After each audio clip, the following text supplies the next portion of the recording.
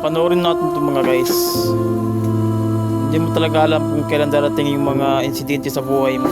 Ito grabe. Hindi nila akalain na ganyan ang sasapitin nila sa kanilang paglalakbay, sa kanilang sinasakyan.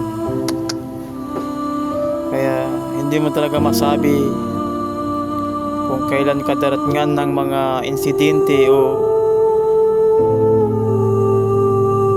kunan ng buhay ang iyong pamilya. Tulad nito, hindi mo alam kung kailan ka mabawian ng buhay. Maraming mga pagsubok o maraming mga paraan para ang buhay mo ay mawala sa tulad na nangyari nito. Grabe, lala. Uy, wala silang kamalay-malay.